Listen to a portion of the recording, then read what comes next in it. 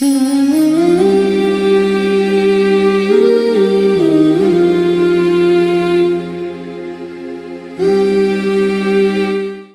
باللہ من الشیطان الرجیم، بسم اللہ الرحمن الرحیم۔ سامعین و ناظرین کی خدمت میں سلام محبت و سلام عقیدت پیش کرتا ہوں۔ میں آپ کا میزبان عرشی مولائی آپ کے روبرو ہوں۔ جیسا کہ آپ حضرات کو علم ہے، یہ مجلس بعنوان مجلس ترحیم برائے ایصال ثواب مرحوم افتخار الدین حیدر ابن قمر الدولہ ناصر الدین حیدر صاحب کے ایصال ثواب کے لیے اس مجلس کا انعقاد کیا گیا ہے۔ اس مجلس کو خطاب فرمائیں گے استاد محترم خطیب معتمن علی جناب مولانا محمد محسن صاحب قبلہ، پرنسپل وثیقہ عربی کالج فیض آباد۔ مجلس کا آغاز تلاوت کلام پاک سے ہوگا، جس کے فرائض کو انجام دیں گے محترم مولوی کوثر زیدی صاحب قبلہ۔ تلاوت کلام پاک کے فوراً بعد پیش خوانی کے فرائض کو انجام دیں گے محترم حمزہ عبدی صاحب۔ لہذا قبل اس کے کہ میں حرف التماس لے کے بڑھوں مولوی کوثر صاحب کی خدمت میں، موت کے حوالے سے 4 مصروں سے اپنی بات کا آغاز کرتا ہوں کہ سیدو بے کس کے غمخواروں کو موت آتی نہیں۔ ملاحظہ کریں کہ سیدو بے کس کے غمخواروں کو موت آتی نہیں، عابد مستر کے بیماروں کو موت آتی نہیں۔ سیدو بے کس کے غمخواروں کو موت آتی نہیں، عابد بے کس کے بیماروں کو موت آتی نہیں۔ تھپکیاں دے کر سلا دیتی ہے رحمت قبر میں، نیند آتی ہے عزاداروں کو موت آتی نہیں۔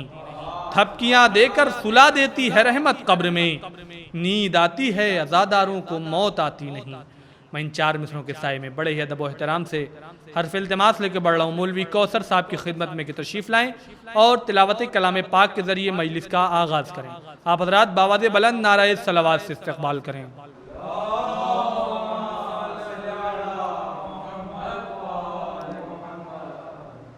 اعوذ باللہ من الشیطان الرجیم،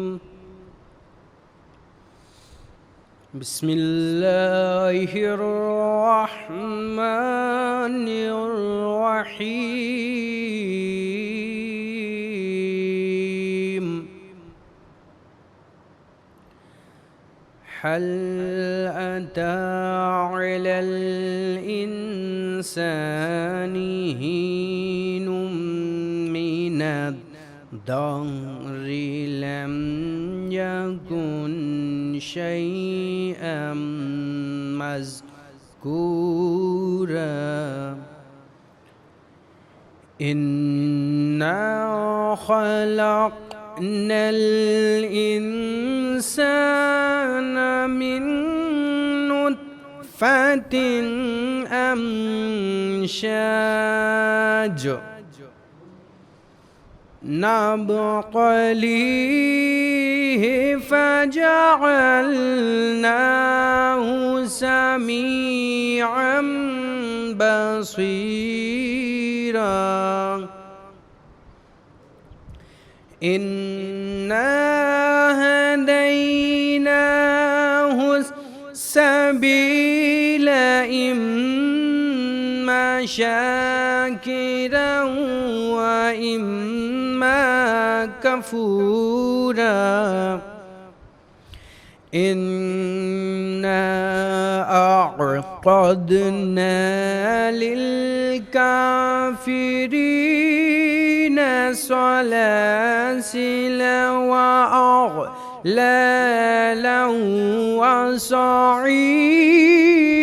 وسعيرا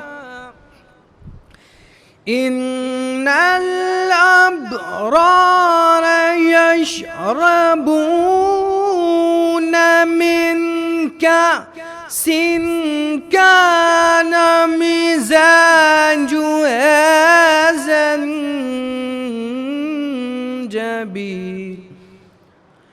إن الأبرار يشربون من كأس كان مزاجها كافورا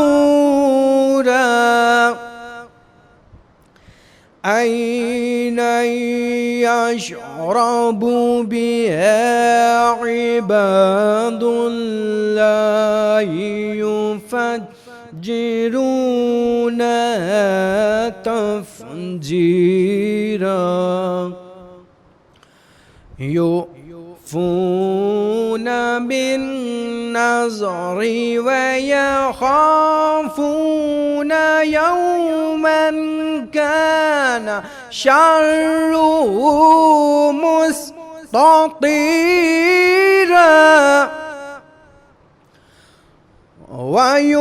ويطعمون الطعام على حبه مسكينا ويتيما وأسيرا إنما نطعمكم لوجه الله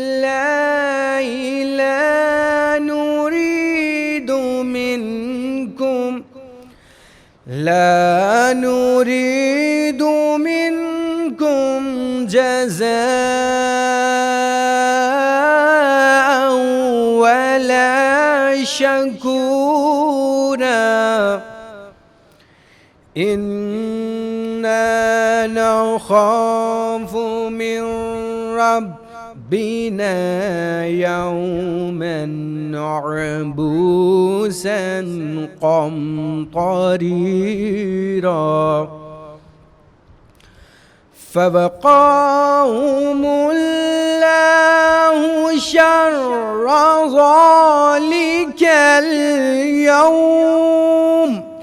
ذلك اليوم ولقاهم نظرة وسرورا وجزاهم بما صبروا جنة وحريرا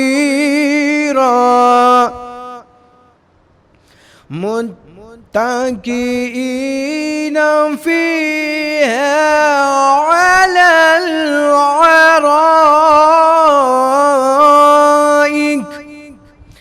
لا يرون فيها شمسا ولا زمهريرا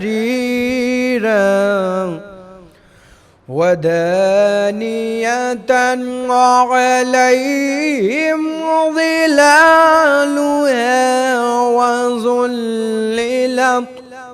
وظللت قطوفها تضليلا ويطاف عليهم بآنية من فضة وأكواب كانت قوارير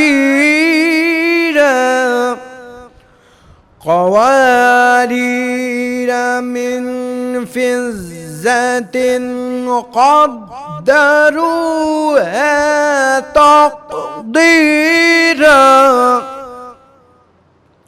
ويسقون فيها كأسا كان مزاجها زنجبيلا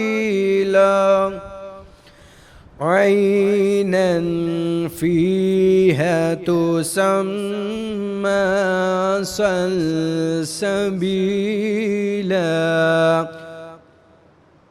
ويطوف عليهم ولدان مخلدون وإذا رأيتهم حسبتهم لؤلؤا منثورا وإذا رأيت ثم رأيت نعيما وملكا كبيرا صدق الله العلي العظيم.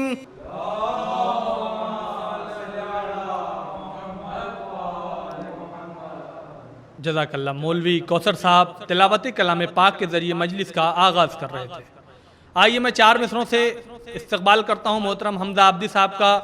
عرض کرتا ہوں کہ روز عباس کی درگاہ میں ہم جاتے ہیں، روز عباس کی درگاہ میں ہم جاتے ہیں، پھر بھی محسوس یہی ہوتا ہے کم جاتے ہیں. روز عباس کی درگاہ میں ہم جاتے ہیں، پھر بھی محسوس یہی ہوتا ہے کم جاتے ہیں. جیسے ایک بھائی کسی بھائی سے ملنے جائے، جیسے ایک بھائی کسی بھائی سے ملنے جائے، یوں اذا خانہ سرور میں علم جاتے ہیں. جیسے ایک بھائی کسی بھائی سے ملنے جائے، یوں اذا خانہ سرور میں علم جاتے ہیں. صرف برفیلی ہواؤں سے نہیں جمتا لہو، صرف برفیلی ہواؤں سے نہیں جمتا لہو، خون عباس کی ہیبت سے بھی جم جاتے ہیں. صرف برفیلی ہواؤں سے نہیں جمتے لہو، خون عباس کی ہیبت سے بھی جم جاتے ہیں. محترم نجف اترولوی کے ان 4 مصروں کے سائے میں گزارش گزار ہوں محترم حمزہ عبدی صاحب کی خدمت میں کہ تشریف لائیں اور مدح مولا میں منظوم نذرانہ عقیدت پیش کریں. آپ حضرات بآواز بلند نعرہ صلوات سے استقبال کریں.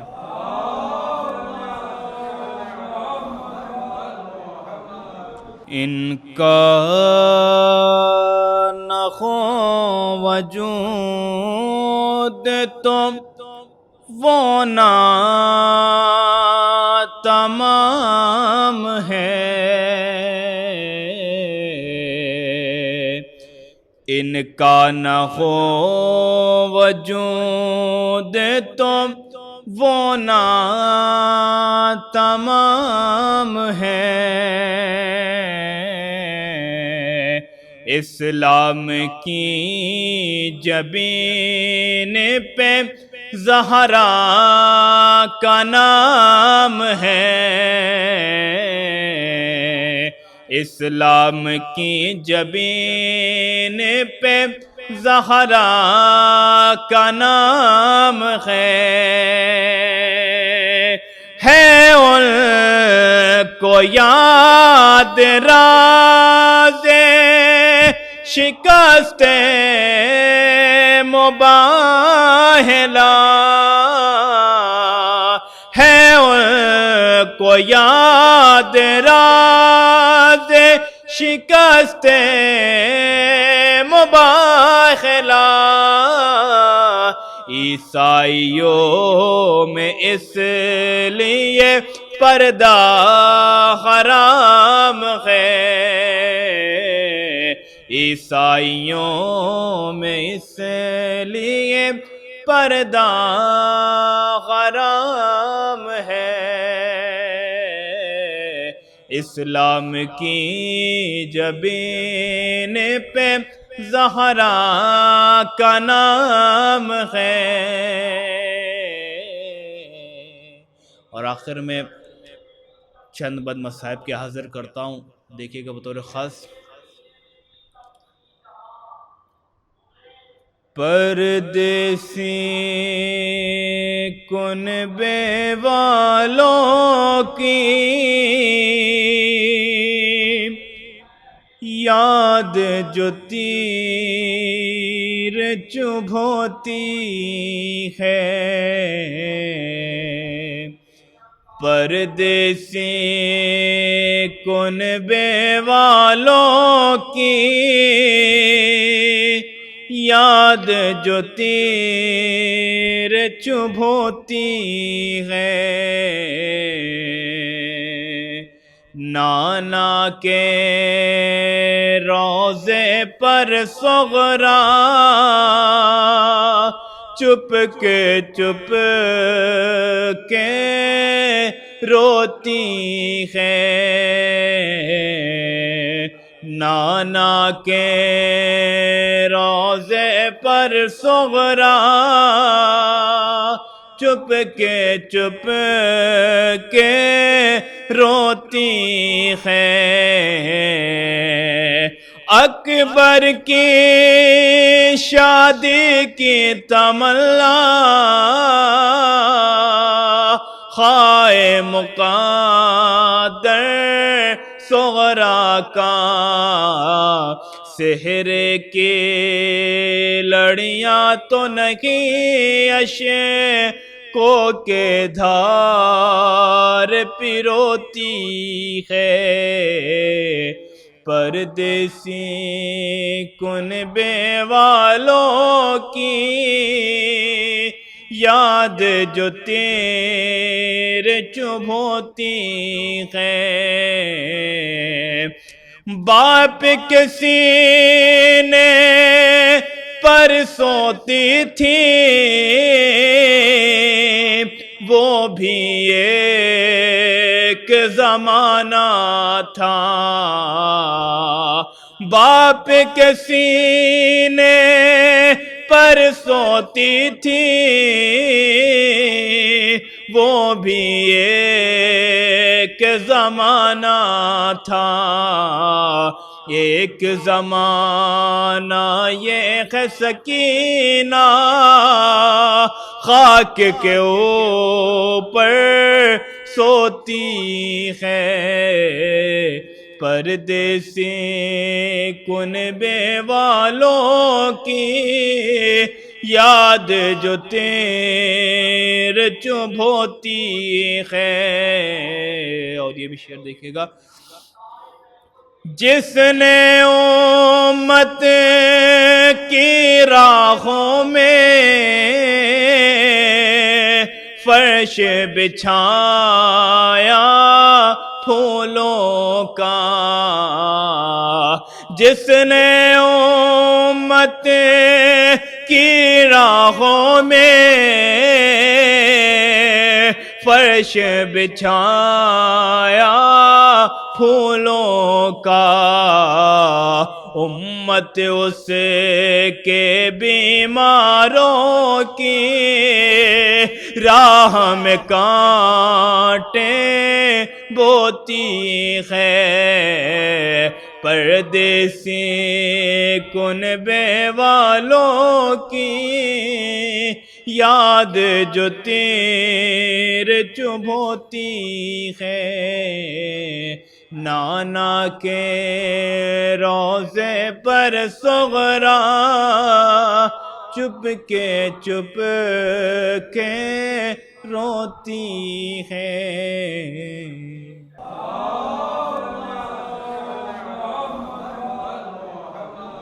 جزاک اللہ۔ محترم حمزہ عبدی صاحب مدح مولا میں منظوم نذران عقیدت پیش کر رہے تھے۔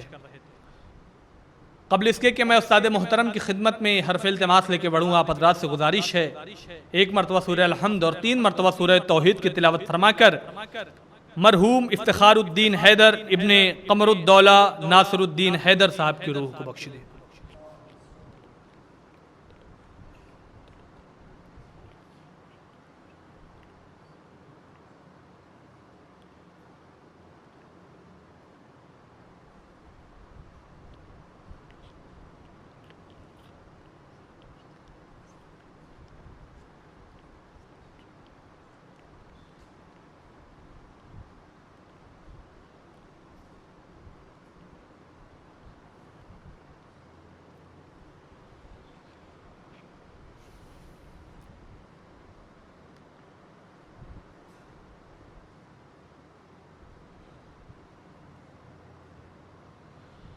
میں استاد محترم کے استقبال میں ایک مطلع چند اشعار عرض کرتا ہوں، ملاحظہ کریں کہ منبر پہ اگر ذکر علی کا نہیں ہوتا، منبر پہ اگر ذکر علی کا نہیں ہوتا، رخسار پہ باطل کے تماچا نہیں ہوتا، منبر پہ اگر ذکر علی کا نہیں ہوتا، رخسار پہ باطل کے تماچا نہیں ہوتا، اس روز عبادت میری کامل نہیں ہوتی، اس روز عبادت میری کامل نہیں ہوتی، جس روز منافق پہ تبرہ نہیں ہوتا، اس روز عبادت میری کامل نہیں ہوتی، جس روز منافق پہ تبرہ نہیں ہوتا۔ شعر ملاحظہ کریں کہ بینائی ہوئی سلب فقط بغض علی میں، بینائی ہوئی سلب فقط بغض علی میں، قرآن کا حافظ کبھی اندھا نہیں ہوتا، بینائی ہوئی سلب فقط بغض علی میں۔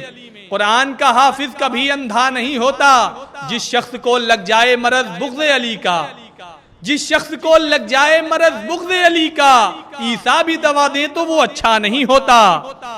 جس شخص کو لگ جائے مرض بغض علی کا، عیسیٰ بھی دوا دیں تو وہ اچھا نہیں ہوتا۔ شبیر بساتے نہ اگر کرب و بلا کو، شبیر بساتے نہ اگر کرب و بلا کو، کعبے کا زمیں پر کوئی قبلہ نہیں ہوتا۔ شبیر بساتے نہ اگر کرب و بلا کو، کعبے کا زمیں پر کوئی قبلہ نہیں ہوتا۔ خیموں کے بھی ہمراہ اٹھا لاتے وہ دریا، خیموں کے بھی ہمراہ اٹھا لاتے وہ دریا۔ عباس کو زینب نے جو روکا نہیں ہوتا، عباس کو زینب نے جو روکا نہیں ہوتا۔ جب سے ہوئی حسن علی اکبر کی زیارت، جب سے ہوئی حسن علی اکبر کی زیارت، یوسف کے کہیں حسن کا چرچا نہیں ہوتا، یوسف کے کہیں حسن کا چرچا نہیں ہوتا۔ میں ان تمام اشعار کے ذیل میں گزارش گزار ہوں استاد محترم خطیب معتمن علی جناب مولانا محمد محسن صاحب قبلہ کی خدمت میں کہ سرکار منبر پر تشریف لائیں اور اپنے بیان سے مومنین کے قلوب کو منور کریں۔ آپ حضرات بآواز بلند نعرہ صلوات سے استقبال کریں۔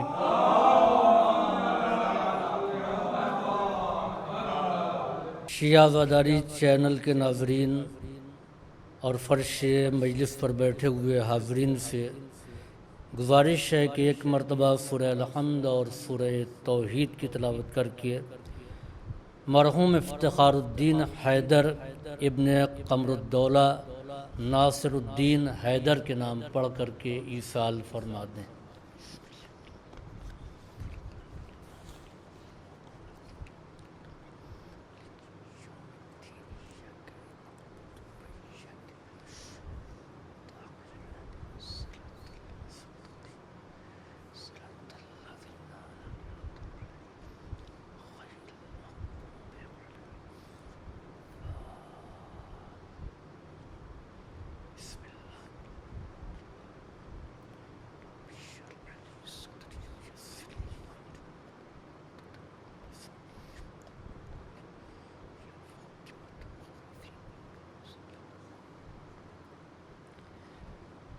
لا حول ولا قوة إلا بالله العلي العظيم۔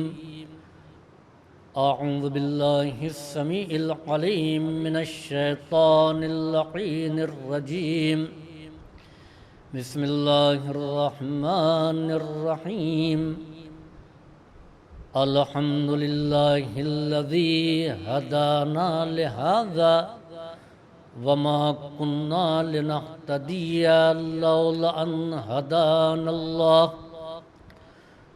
لقد جاءت رسل ربنا بالحق الصلاة والسلام التحية والإكرام على صاحب الحوض الكوثر والخطبة والمنبر والركن والمشعر والوجه الأنور والخد الأقمر والجبين الأزهر والنصب الأطهر والحسب الأشهر صاحب الفضل والعطاء والجود والسخاء والنور والضياء العبد المؤيد والرسول المسدد مولانا ابو القاسم محمد وعلى عطرته الطاهرة وذريته النجباء السعداء لا سيما على بقية الله الأعظم في الأرضين أما بعد فقد قال رب العالمين في كتابه المبين بسم الله الرحمن الرحيم إنما يريد الله ليذهب عنكم الرجس أهل البيت ويطهركم تطهيرا صلوات۔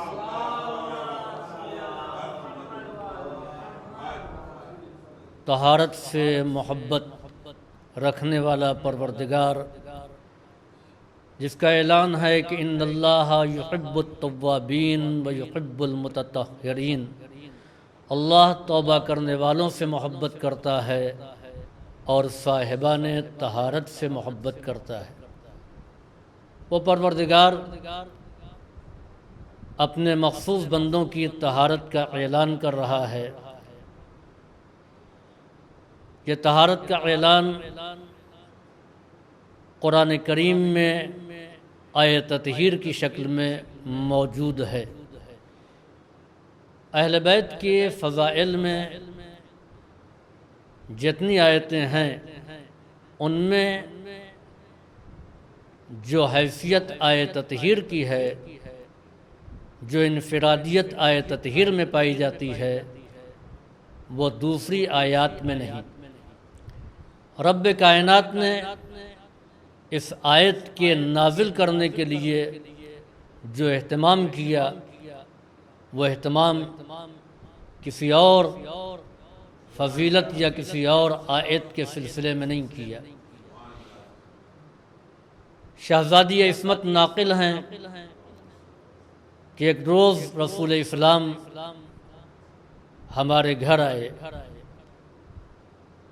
روی عن فاطمۃ الزہرا، جناب زہرا سے یہ روایت کی گئی، دخل علی ابی رسول اللہ، میرے والد رسول اسلام داخل ہوئے، فی بعض الایام، کسی ایک دن، فقال لی، اور آپ نے مجھ سے فرمایا، یا فاطمۃ انی لاجد فی بدنی ضعفا، اے میری پارے جگر فاطمہ، میں اپنے جسم میں ایک کمزوری اور ایک ضعف محسوس کر رہا ہوں۔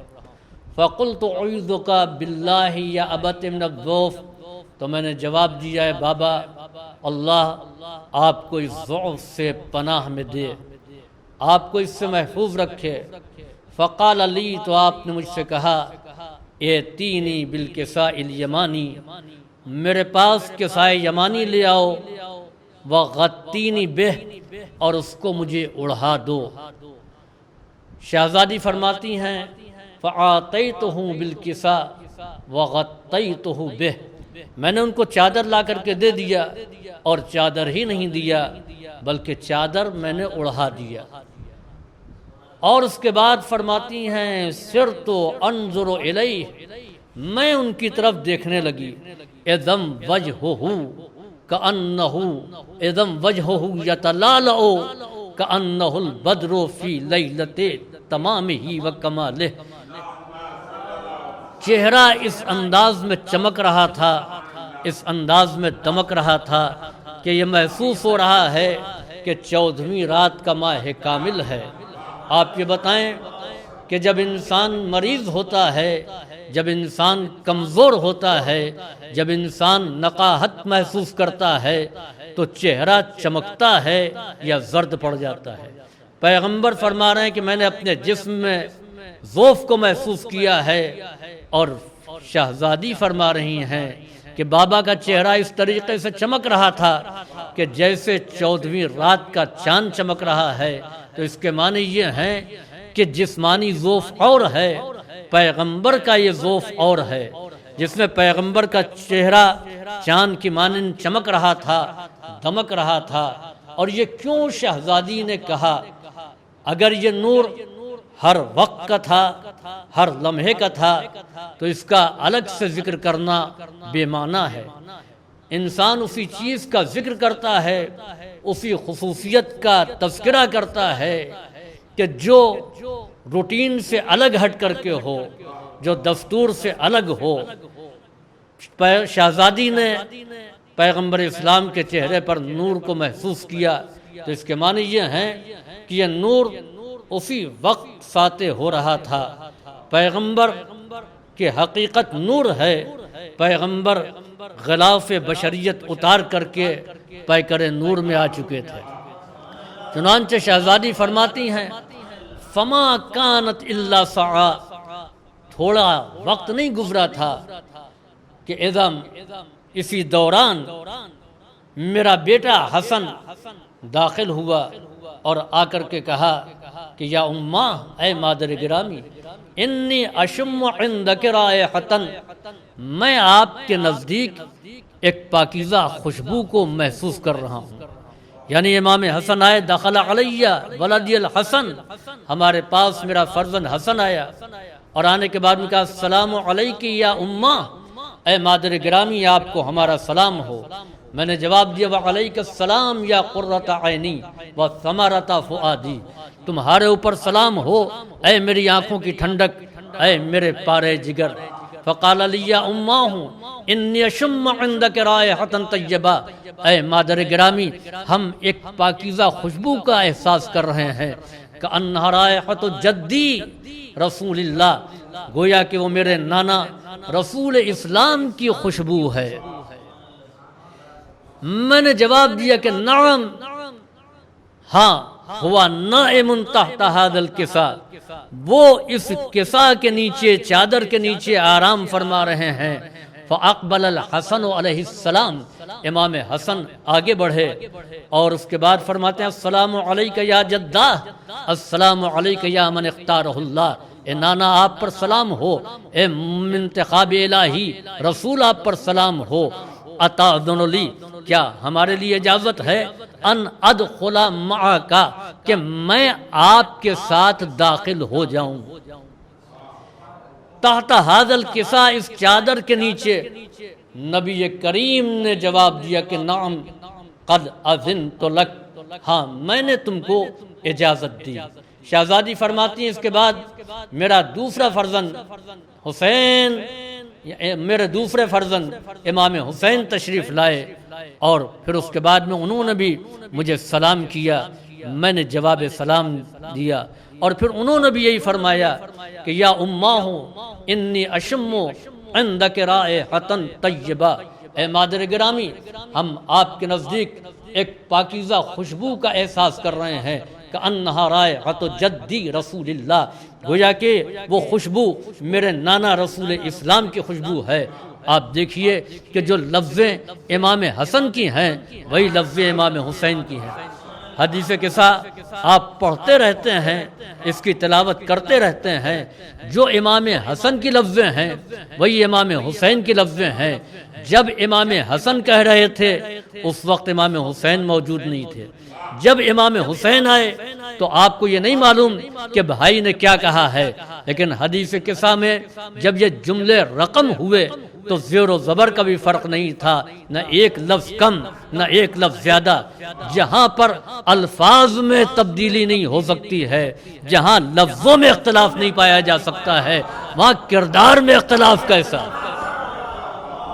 یہ نا سمجھ مورخ جو نہ امام حسن کی شخصیت سے واقف ہیں نہ امام حسین کی شخصیت سے واقف ہیں، وہ کہتے ہیں کہ بڑا اختلاف پایا جاتا تھا، ایک بھائی سلو پسند تھا لہٰذا اس نے سلو کی، دوسرا بھائی جنگ پسند تھا لہٰذا اس نے جنگ کی۔ نہیں، اس کو اگر آپ یوں سمجھیں نہ امام حسن نے سلو کی نہ امام حسین نے جنگ کی، باطل جس انداز میں آیا اسی انداز میں جواب دیا۔ لفظ نے کو سے بدل دیں تو مطلب واضح ہو جائے گا۔ امام حسن سے سلو کی گئی تو آپ نے سلو کی، امام حسین سے جنگ کی گئی تو آپ نے جنگ کی۔ صلوات بھیجیے بر محمد وآل محمد۔ شہزادی فرماتی ہیں اس کے بعد امیر المومنین آئے اور انہوں نے بھی یہی کہا کہ میں پاکیزہ خوشبو کا احساس کر رہا ہوں، انی اشمو، میں سونگ رہا ہوں ایک پاکیزہ خوشبو کو، گویا کہ وہ خوشبو میرے ابن عم رسول اسلام کی خوشبو ہے۔ آپ نے فرمایا کہ ہاں وہ آپ کے فرزندوں کے ساتھ آرام فرما رہے ہیں۔ عزیزوں، یہیں پر رک کر کے میں ایک بات واضح کر دینا چاہتا ہوں کہ پیغمبر نے اپنے جسم میں کمزوری کا احساس کیا، ضعف کا، اور یہ فرمایا کہ میں آرام کرنا چاہتا ہوں۔ چادر اوڑھ کر کے پیغمبر لیٹ گئے، امام حسن آئے، امام حسین آئے، اور ان دونوں نے اپنی والدہ گرامی سے پوچھا کہ ہمیں خوشبو کو محسوس کر رہے ہیں، وہ میرے نانا کی خوشبو ہے۔ تو شہزادی کا جواب کیا ہونا چاہیے؟ اگر گھر کا کوئی بزرگ آرام کر رہا ہے تو گھر کے ذمہ دار کا فریضہ یہ ہے کہ بچوں کو ڈسٹرب کرنے سے روکے، بچوں کو وہاں جانے سے روکے۔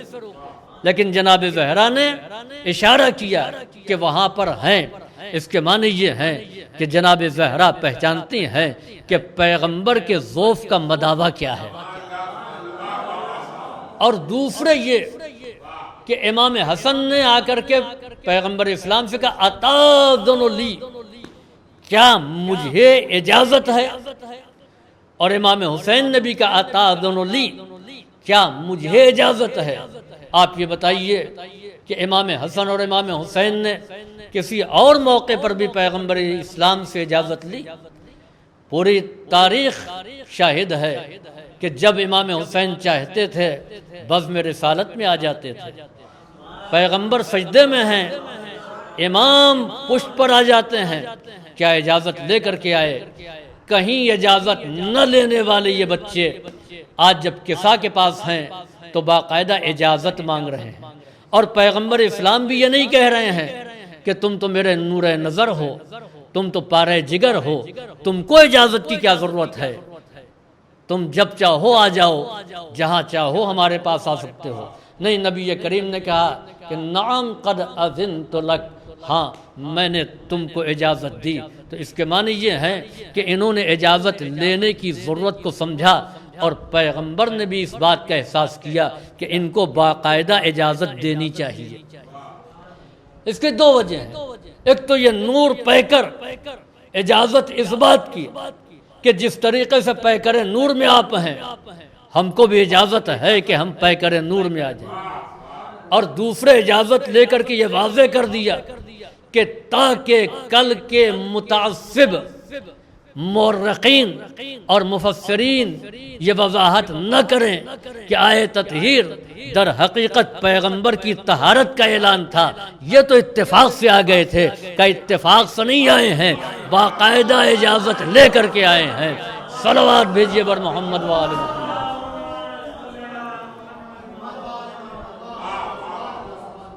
امیر المومنین آئے اور آخر میں شہزادی کونین آئی، اور جب سب آ گئے تو جناب زہرا فرماتی ہیں کہ فَلَمَّا اكْتَمَلْنَا جَمِيعًا، جب ہم مکمل ہو گئے، یہ نہیں کہا فَلَمَّا اجْتَمَعْنَا، جب ہم اکٹھا ہو گئے۔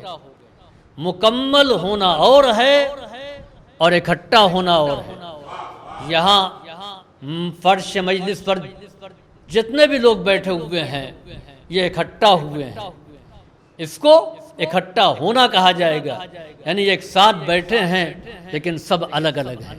مکمل ہونا وہاں کہا جاتا ہے کہ جہاں جز الگ ہے اور اس جز کو کل سے ملا دیا جائے تو ہر ایک اس کل کا حصہ نظر آئے، اس کو کہتے ہیں مکمل ہونا۔ بہت سی چیزیں ہیں جو آج کل الگ الگ پارٹ میں ہیں، ایک جز یہاں ہے، ایک جز یہاں ہے، آپ نے سب کو اکٹھا کر لیا اور میز بنا دیا، تو اب یہ کہا جائے گا یہ مکمل ہے۔ ابھی تک جو الگ الگ ہے وہ مکمل ہے۔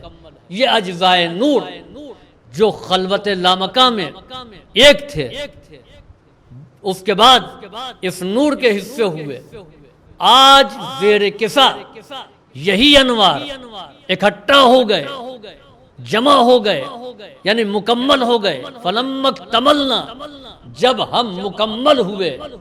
اب مکمل ہونے کی وضاحت آپ ان لفظوں میں سنیں کہ پیغمبر فرماتے ہیں کہ الحسن والحسین ہما عینایا، حسن اور حسین یہ رسالت کی آنکھیں ہیں۔ علی کو مجھ سے وہی نسبت ہے کالراس من الجسد، جو سر کو جسم سے ہوا کرتی ہے۔ فاطمہ تو بضعۃ منی، یہ اجزائے رسالت تھے جو الگ الگ تھے، اکٹھا ہو کر کے مکمل ہو گئے۔ صلوات بھیجیے بر محمد و آل محمد۔ اس کے بعد اعلان ہوا اعلموا یا ملائکتی وسکان سماواتی وعزتی وجلالی انما خلقت سماء مبنیہ ولا ارضا مدحیہ ولا قمرا منیرا ولا شمس مضیہ ولا فلکن یدور ولا بحرن یجری ولا فلکن تسری الا فی محبت ہؤلاء الخمسۃ الذین ہم تحت الکسا۔ اعلموا جان لو اے میرے ملائکہ اور اے آسمان کے رہنے والوں، انی ما خلقتو عزتی و جلالی، میری عزت کی قسم اور میری جلالت کی قسم۔ پروردگار عالم نے قرآن میں بہت سی قسمیں کھائیں، زمین کی قسم کھائی، آسمان کی قسم کھائی، سورج کی قسم کھائی، چاند کی قسم کھائی، ستاروں کی قسم کھائی، بہت سی قسمیں پروردگار عالم نے قرآن کریم میں کھائی۔ یہاں پر پروردگار عالم نے چاند کا ذکر کیا مگر اس کی قسم نہیں کھائی، آسمان کا تذکرہ کیا مگر اس کی قسم نہیں کھائی، زمین کا ذکر ہے مگر زمین کی قسم نہیں کھائی، کشتی کا تذکرہ ہے کشتی کی قسم نہیں کھائی، قسم کھائی ہے عزت و جلالت کی۔ میرے مالک تو نے ان مخلوقات کی قسم اپنی کتاب میں کھائی ہے۔ والشمس وضحاها، قسم ہے سورج کی جب وہ روشن ہوا، والقمر اذا تلاها، قسم ہے چاند کی کہ جب اس کے پیچھے پیچھے چل کر کے ماہ کامل بنا، والسماء وما بناها، قسم ہے آسمان کی جب وہ بلند ہوا، والارض وما طحاها، قسم ہے زمین کی جب وہ بچھائی گئی۔ تو یہ قسمیں تو نے ان کی کھائی ہے قرآن میں، تو یہاں پر کیوں نہیں کھایا؟ عزیزوں قدرت آواز دے گی کہ یہ تمام فنا ہو جانے والی چیزیں ہیں، سورج کی قندیل گل ہو جائے گی، چاند خاموش ہو جائے گا، آسمان ختم ہو جائے گا، زمین کا فرش سمیٹ دیا جائے گا۔ یاد رکھو کہ میں باقی رہنے والا ہوں، میری عزت باقی رہنے والی ہے، میری جلالت باقی رہنے والی ہے، لہٰذا باقی رہنے والی طہارت کا اعلان کرنا ہے۔ اسی لیے میں نے اپنی عزت و جلالت کی قسم کے ساتھ اعلان کیا۔ صلوات بھیجیے بر محمد وآل محمد۔ آئے تطہیر کے نازل ہونے سے پہلے یہ تمام اہتمام ہے، ابھی آئے تطہیر نازل نہیں ہوئی، ابھی یہ اہتمام کیا جا رہا ہے۔ جبریل امین نے یہ سوال کیا کہ پروردگارا زیر کسا کون ہے؟ من ہم تحت الکسا؟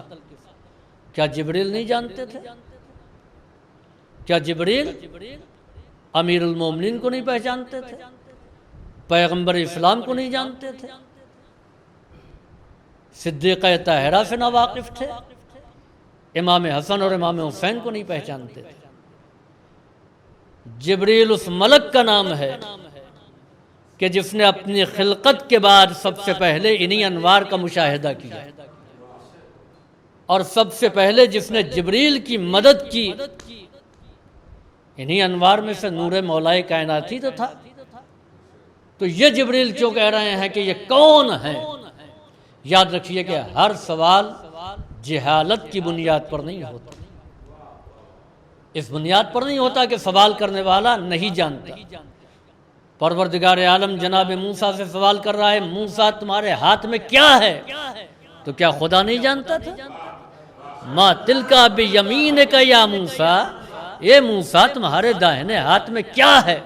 تو کیا خدا کو نہیں معلوم تھا کہ موسیٰ عصا لیے ہوئے ہیں؟ اور جناب موسیٰ تعارف کرا رہے ہیں، یا عصایا، یہ ہمارا عصا ہے۔ عزیزوں ہر سوال جہالت کی بنیاد پر نہیں ہوتا ہے، خدا جانتا تھا کہ یہ عصا کتنا محبوب ہے موسیٰ کو، اور انسان جس سے محبت کرتا ہے وہ چاہتا ہے کہ اس کا ذکر کیا جائے۔ جبریل جانتے ہیں کہ زیر کسا جتنے افراد ہیں وہ خدا کی کتنے محبوب بندے ہیں، اس لیے جبریل نے ذکر چھیڑ دیا تاکہ پروردگار عالم اپنے محبوب بندے کا تذکرہ کرے، اپنے محبوب بندوں کا تعارف کرائے۔ صلوات بھیجیے بر محمد وآل محمد۔ چنانچہ اس کے بعد جبریل امین زمین پر آئے، اجازت لی، اتاذن لی، کیا ہم کو اجازت ہے ان اہبط الی الارض، کہ میں زمین کی طرف جاؤں؟ لِأَكُونَ مَعَهُمْ سَادِسًا، تاکہ میں ان کا چھٹا بن جاؤں، میں ان کا چھٹا بن جاؤں۔ آنے کے بعد جو عرش الہی پر جو گفتگو ہو چکی تھی، ملائے اعلیٰ کے سامنے پروردگار عالم نے جو ارشاد فرمایا تھا، وہ پوری گفتگو چادر کے باہر جبریل نے دہرا دی، اور پھر اس کے بعد میں پوچھتے ہیں اتاذن لی ان ادخل معکم، کیا ہم کو اجازت ہے کہ ہم آپ کے ساتھ داخل ہو جائیں؟ آپ یہ بتائیے کہ جبریل اپنے ذاتی کام سے آئے تھے یا اپنے فریضہ منصبی کو ادا کرنے آئے تھے؟ جبریل آئے تطہیر لے کر کے آئے ہیں نا، آئے تطہیر پہنچانے آئے ہیں، آیات کا پہنچانا جبریل ہی کا کام ہے نا، تو جبریل تو وہاں سے آیت لے کر کے آئے ہیں اور خدا سے اجازت لے چکے۔ جب خدا سے اجازت لے چکے تو پھر یہاں اجازت لینے کی ضرورت کیوں پیش آئی؟ کیوں جناب زہرا سے اجازت، کیوں یہاں پر آ کر کے پیغمبر سے اجازت لے رہے ہیں؟ کس بنیاد پر اجازت کے طالب ہیں جبکہ اجازت مل چکی ہے؟ کیا جتنی آیتیں پیغمبر تک لے آئے وہ اجازت لے کر کے پہنچائی؟ آئے بلغ کے تیور بتا رہے ہیں کہ جبریل بغیر پوچھے آ گئے، لیکن یہاں جبریل ٹھہرے ہوئے ہیں اور کہہ رہے ہیں اتاذن لی، کیا مجھے اجازت ہے؟ عزیزوں، اس مسئلے کا حل پیغمبر کی حیات کے آخری لمحات میں ہوا، جب ملک الموت دروازے پر آیا، بار بار اجازت مانگ رہا ہے اور شہزادی اجازت نہیں دے رہی۔ پیغمبر نے آنکھیں کھولی، شہزادی نے بیان کیا کوئی ہے جس کو میں بار بار کہہ رہی ہوں کہ واپس جاؤ، وہ واپس نہیں جاتا ہے، اور ایسی آواز میں اجازت مانگ رہا ہے کہ جس نے مجھے بے چین کر دیا ہے۔ پیغمبر اسلام نے فرمایا کہ یہ وہ ہے جس کو کسی سے اجازت لینے کی ضرورت نہیں ہے۔ بیٹی، یہ تمہارا شرف ہے کہ یہاں پر آ کر کے وہ اجازت مانگ رہا ہے۔ تو اس سے اندازہ ہوا کہ چاہے جبریل ہو یا ملک الموت، جہاں پر جناب زہرا ہوں گی وہاں بغیر اجازت کے نہیں آ سکتے۔ صلوات بھیجیے بر محمد و آل محمد۔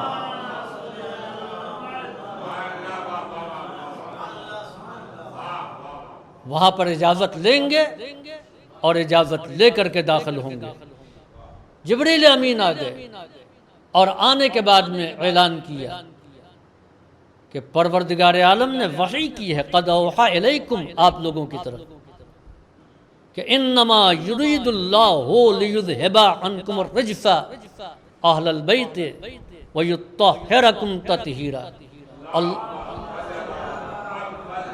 اللہ کا ارادہ یہ ہے اہل بیت کہ وہ تم کو پاک و پاکیزہ رکھے اور رجس و کثافت کو تم سے دور رکھے اور تم کو ایسا طاہر قرار دے جو حق کے طہارت و پاکیزگی ہے۔ یہ آیت سنا دی ہے، انشاءاللہ کسی اور مجلس میں اس آیت کی وضاحت کروں گا۔ ابھی صرف شان نزول کہ یہ آیت نازل ہوئی ہے، تو نازل کرنے کے لیے پروردگار عالم نے کون سا طریقہ اپنایا، کون سا اہتمام کیا۔ چنانچہ یہ آیت تطہیر نازل ہو گئی۔ اب یہ آیت تطہیر نازل ہونے کے بعد کون کون اس کا مصداق ہے، کون اس میں داخل ہے، اس سلسلے میں مختلف نظریات پائے جاتے ہیں کہ اس میں ازواج پیغمبر بھی داخل ہیں، اس میں پیغمبر کے اور رشتہ دار بھی داخل ہیں۔ یاد رکھیں کہ خود آیت تطہیر نے اس بات کا اعلان کر دیا کہ اس میں پنجتن پاک کے علاوہ کوئی اور شامل نہیں ہے، اس لیے کہ جہاں ازواج پیغمبر کا ذکر قرآن کریم نے کیا ہے، وہ اعلان کیا یا نساء النبی قرنا فی بیوتکن، اے نبی کی ازواج تم سب کے سب اپنے گھروں میں بیٹھی رہو۔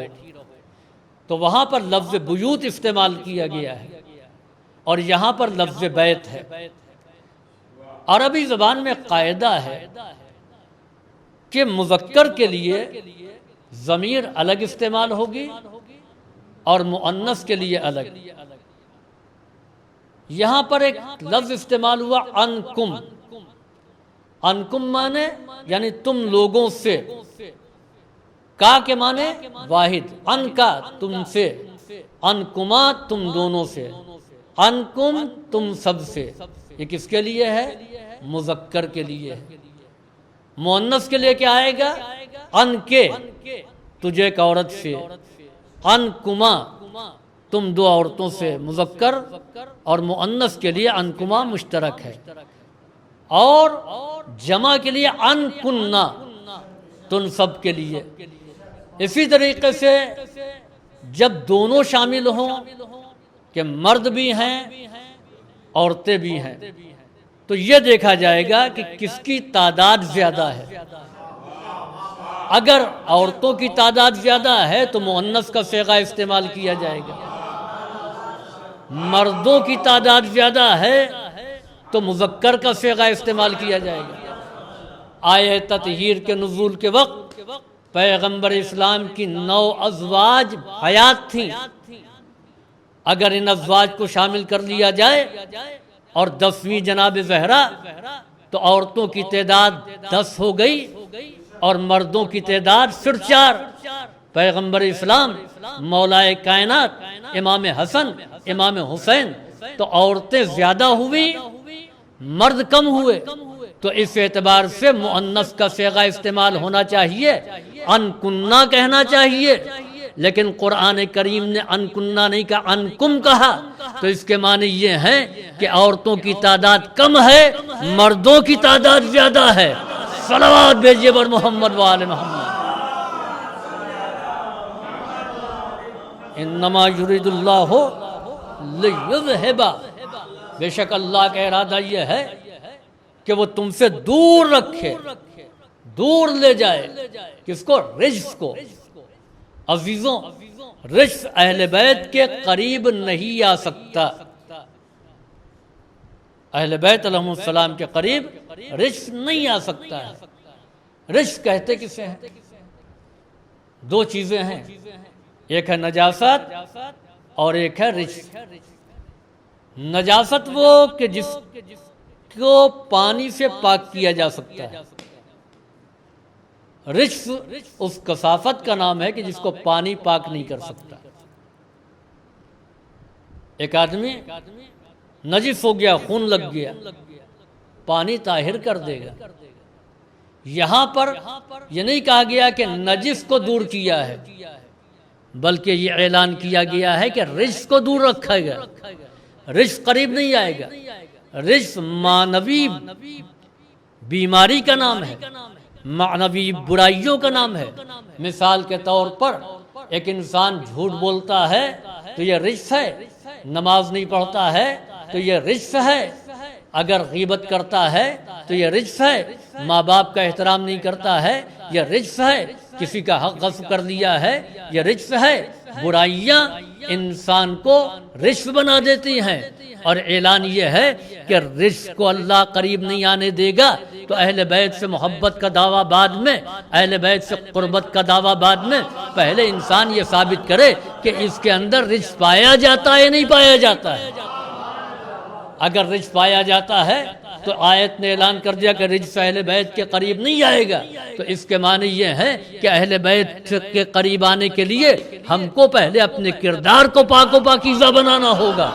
صلوات بھیجیے بر محمد و آل محمد۔ اب آئیے میں گفتگو کو سمیٹ کر کے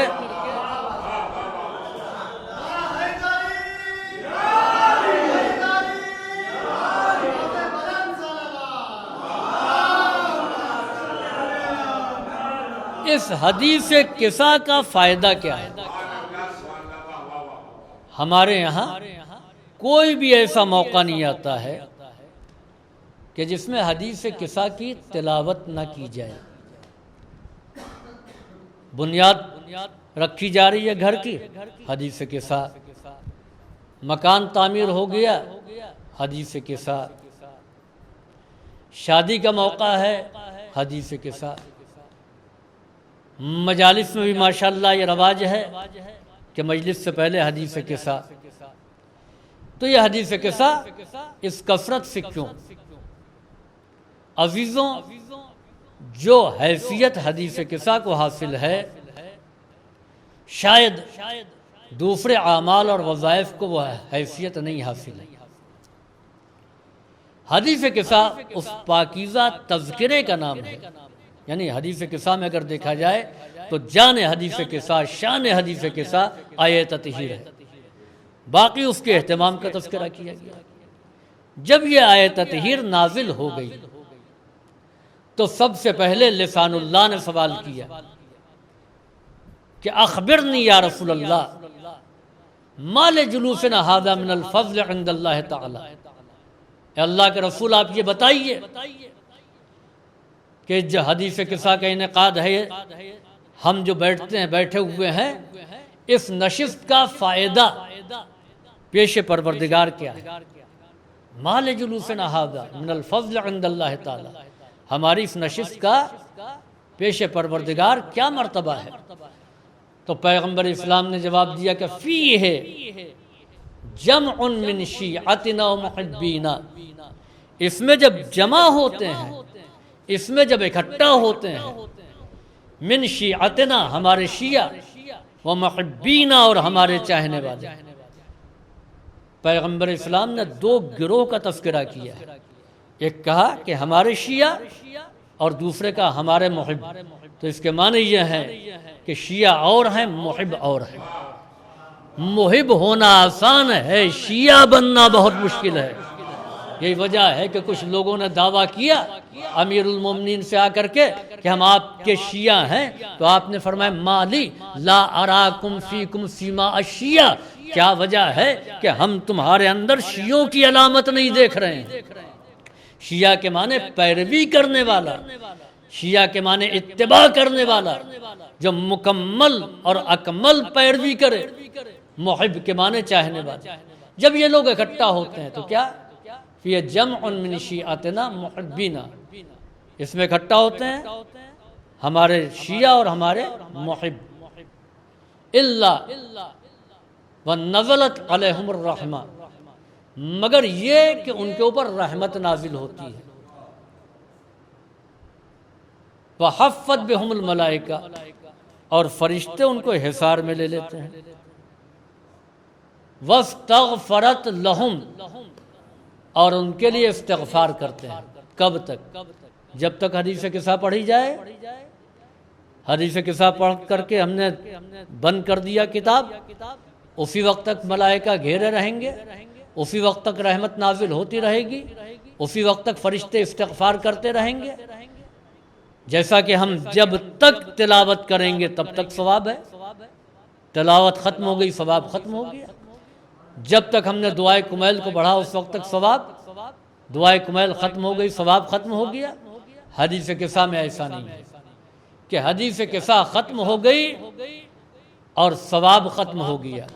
حدیث قصہ ختم ہو گئی، رحمت کا نزول ختم ہو گیا۔ حدیث قصہ تمام ہو گئی، فرشتوں کا حصار ختم ہو گیا۔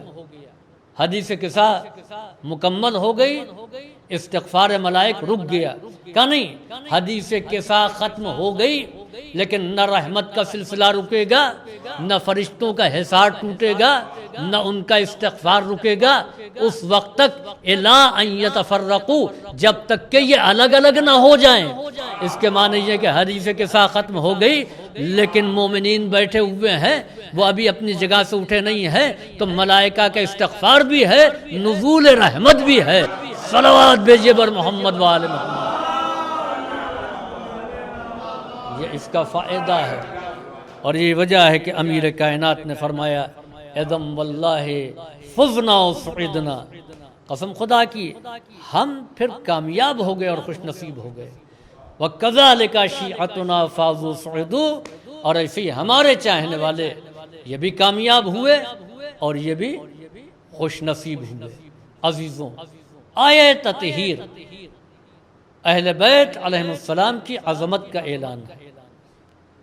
آیت تطہیر میں صرف یہ پنجتن داخل نہیں ہے، اگر پنجتن داخل ہوتے تو پروردگار عالم تعارف کے موقع پر صرف اور صرف امام حسن اور امام حسین کا تعارف کراتا،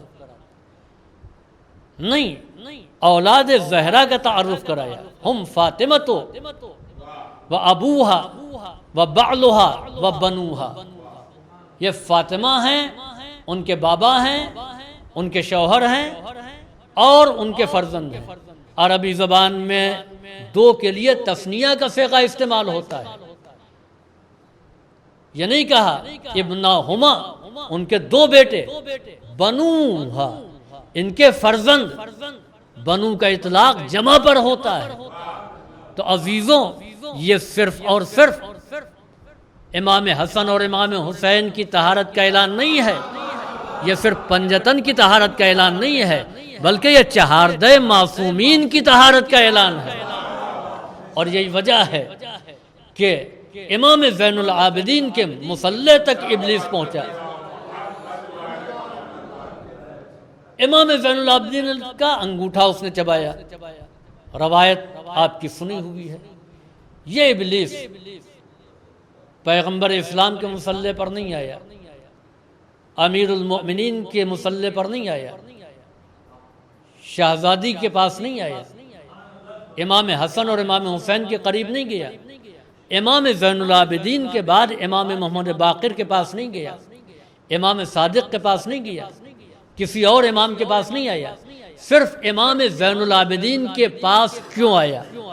عزیزوں، یہ پنجتن کو پہچانتا تھا کہ آیت تطہیر ان کی شان میں نازل ہوئی ہے، لہذا کوئی شبہ نہیں، پنجتن کی آخری فرد امام حسین جب شہید ہو گئے تو اب ابلیس کو یہ فکر ہوئی کہ آیا اس کائنات میں کوئی وارث تطہیر ہے یا نہیں ہے۔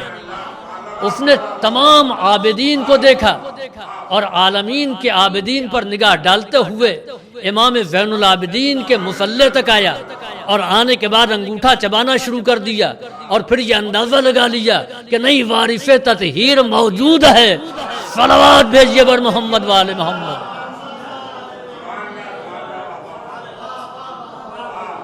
عزیزوں، یہ عظمت ہے اہل بیت علیہ السلام۔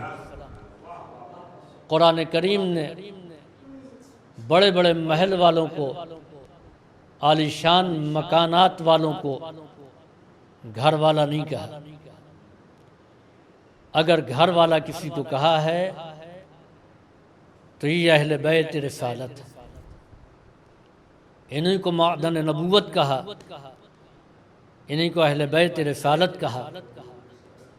عزیزوں، جن کو قرآن نے اہل بیت کہا، ایک وقت وہ آیا کہ ان کے پاس خیموں کا بیت بھی نہیں تھا۔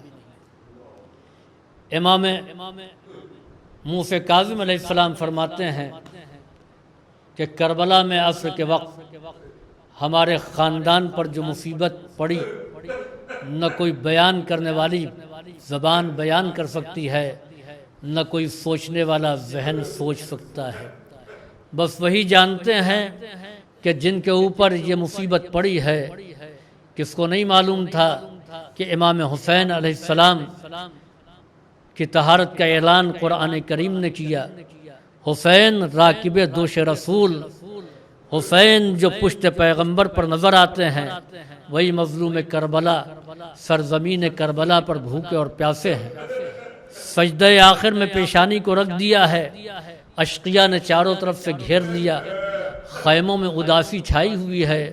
وہ خیام جس میں کل شب میں اصحاب کی قہقہے گونج رہے تھے، ان کی آوازیں بلند ہو رہی تھیں، وہ خیام سناٹے پڑے ہوئے ہیں۔ اہل حرم کے خیموں میں سناٹا ہے، نہ عباس خیمے میں موجود ہیں، نہ علی اکبر موجود ہیں، نہ بنی ہاشم کا کوئی جوان موجود ہے، پھر غمزدہ بیویاں موجود ہیں۔ مردوں میں ایک بیمار ہے جو غش کے عالم میں پڑا ہوا ہے۔ حسین مظلوم اہل حرم سے رخصت ہو کر کے میدان کربلا میں آ چکے، کافی دیر ہو گئی، کوئی خبر نہ ملی۔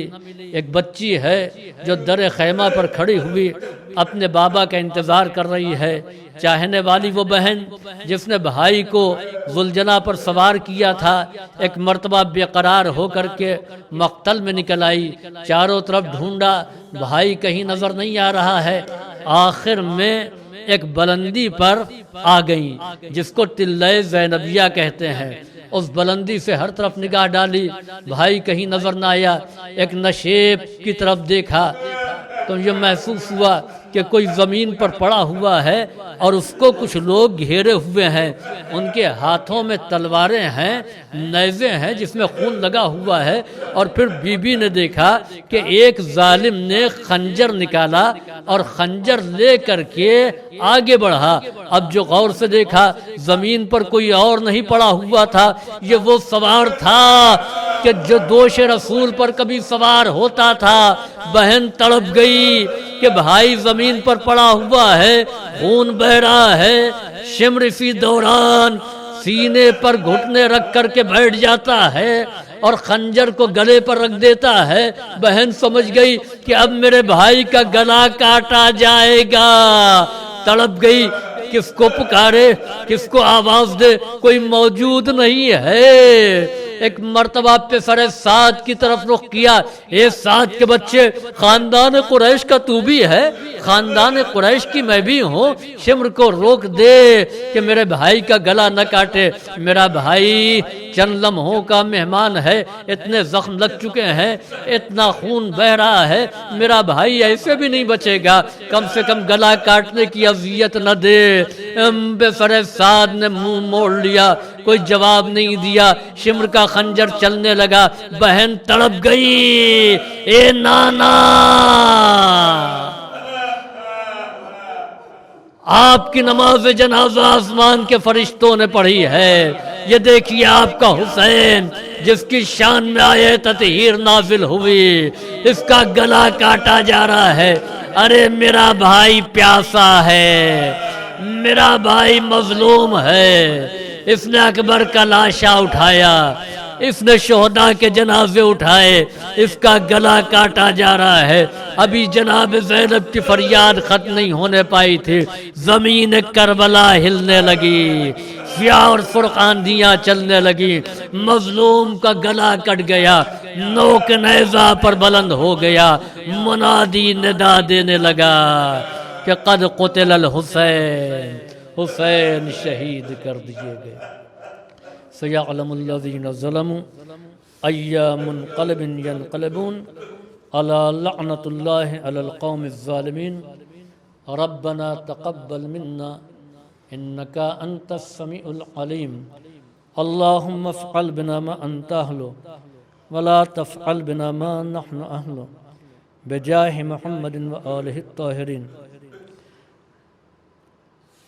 شیعہ زاداری چینل کے ناظرین اور فرش مجلس پر بیٹھے ہوئے تمام مومنین سے گزارش ہے کہ آپ حضرات ایک مرتبہ سورہ الحمد اور 3 مرتبہ سورہ اخلاص کی تلاوت کر کے مرحوم افتخار الدین حیدر ابن قمر الدولہ ناصر الدین حیدر کے نام ایصال فرما دیں۔